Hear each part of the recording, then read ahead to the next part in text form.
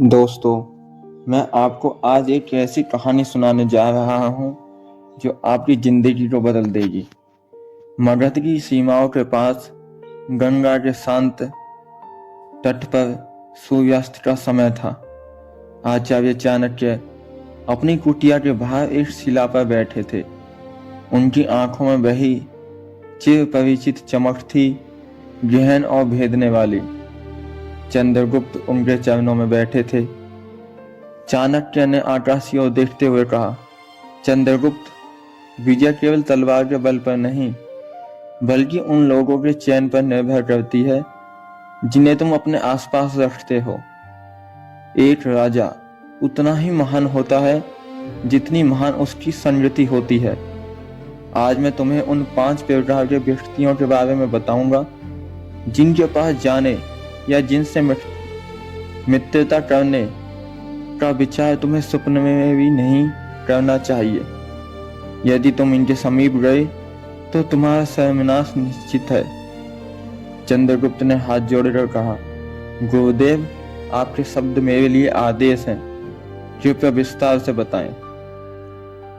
आचार्य ने गंभीर स्वर में कहा, पहला स्थान और पहला व्यक्ति वह है जो तुम्हारे मुख पर तो मीठी बातें करता है लेकिन पीठ पीछे तुम्हारे विनाश की योजना बनाता है। चाणक्य नीति के ऐसे मित्र को उसी तरह त्याग देना चाहिए जैसे उस घड़े को जिसके ऊपर दूध लगा हो लेकिन भीतर विष भरा हो।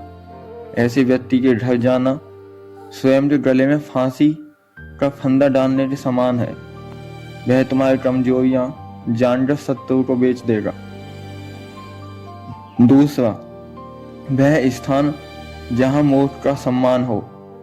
चंद्रगुप्त, कभी भी उस सभा या उस घर में कदम मत रखना जहां मूर्खों की पूजा होती हो और विद्वानों का अपमान, जहां ज्ञान की जगह अज्ञान और तर्क की जगह अंधविश्वास का बोलबाला हो। वह स्थान ऊर्जा का कब्रिस्तान है। ऐसी जगह जाने से तुम्हारी बुद्धि भ्रष्ट हो जाएगी। वेदों में कहा गया है कि बुद्धिमानों की संगति ही मनुष्य को देव तत्व की ओर ले जाती है, जबकि मूर्खों के बीच रहना पशुता को निमंत्रण देना है। तीसरा, कलहकारी और क्रोधी का निवास। चाणक्य ने आगे कहा, तीसरा स्थान वह घर जहां 24 घंटे कलेश और क्रोध का वास हो। क्रोध अग्नि के समान है। यदि तुम अग्नि के पास जाओगे तो भले ही तुम अपराधी न हो, पर उसकी तपन तुम्हें झुर्रा ही देगी।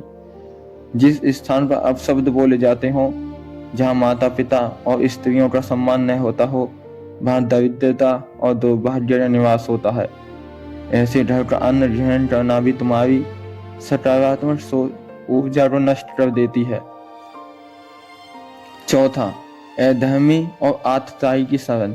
कभी भी उस व्यक्ति के द्वार पर मत जाना जिसने दूसरों का हक छीनकर अपनी संपत्ति बनाई हो।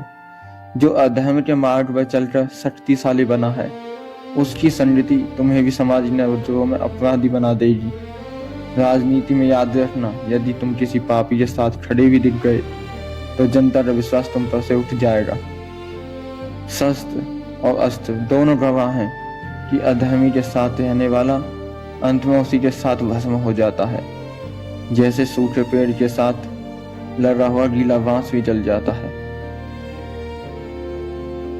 पांचवा, अंत में आचार्य ने चंद्रगुप्त की आंखों में आंखें डालकर कहा, पांचवा और सबसे भयानक है कृतघ्न, व्यक्ति का घर।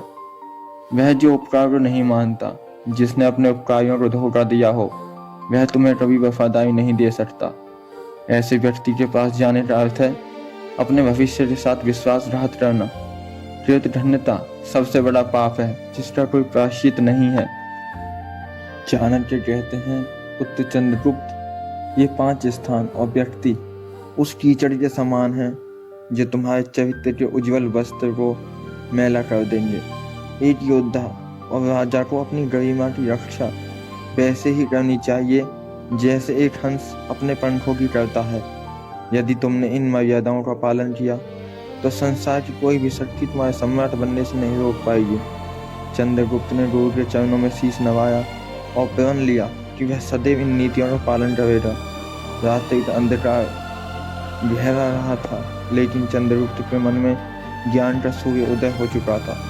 याद रखें, अपमान आत्मा को मारता है, बुरी संगति बुद्धि का नाश करती है और सतर्कता ही सबसे बड़ा कवच है। दोस्तों, अगर आपको ऐसी ही कहानियाँ सुननी हैं तो चैनल को सब्सक्राइब कर लेना, और आज भी कहानी अच्छी लगी हो तो वीडियो को लाइक भी कर देना।